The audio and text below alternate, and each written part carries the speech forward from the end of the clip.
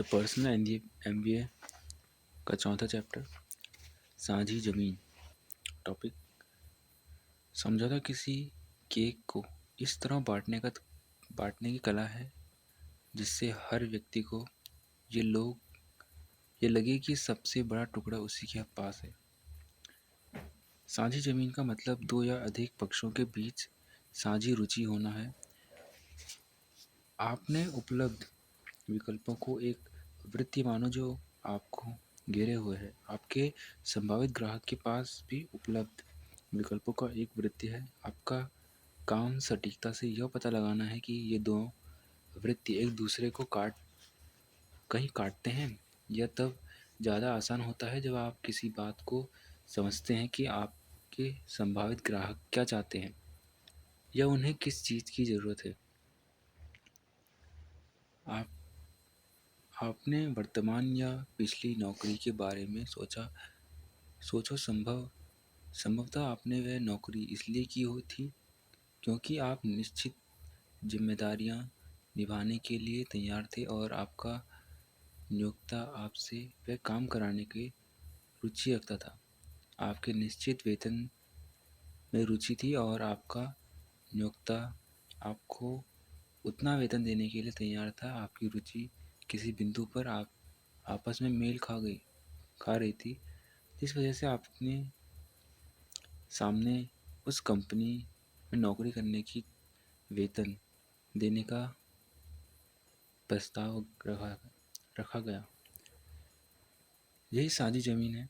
जब आप किसी रिटेलर से कोई चीज़ खरीदते हैं तो यह बार बार होता है कि उसके पास एक प्रोडक्ट होता है जिसके आप मालिक बनना चाहते हैं। आपके पास निश्चित पैसे होते हैं जिससे लेकर वे आपको प्रोडक्ट देने का तैयार होते हैं। यदि आपके मन में उस प्रोडक्ट का मालिक बनने की इच्छा नहीं है या आप जितने पैसे देना चाहते हैं रिटेलर उससे ज़्यादा पैसे चाहता है तो कोई सौदा नहीं होगा। साझी ज़मीन किसी भी तरह के सौदे की पूर्व शर्त है। यदि परस्पर रुचि का कोई क्षेत्र नहीं है तो किसी संभावित ग्राहक को पास आपसे कुछ खरीदने का कोई कारण नहीं होता है।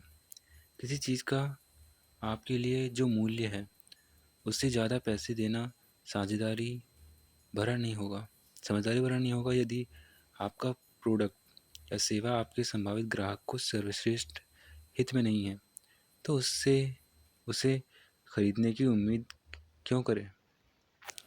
रुचियों को एकरूप करना साझी ज़मीन खोजने के लिए अत्यंत महत्वपूर्ण है। बिक्री किसी व्यक्ति से ऐसी चीज़ खरीदवाना है जो उसके सर्वश्रेष्ठ हित में नहीं है।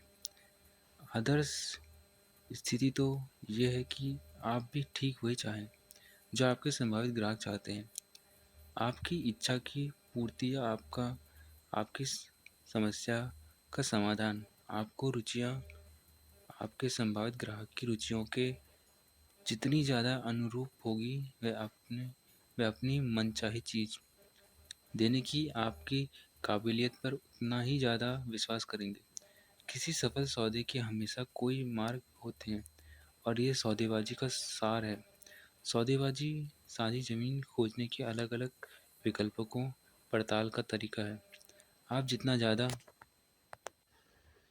संभावित मार्ग की पड़ताल करते हैं वह मार्ग खोजने की उतनी ही ज़्यादा संभावना रहती है जिसमें आपकी रुचि एक दूसरे के समान हो।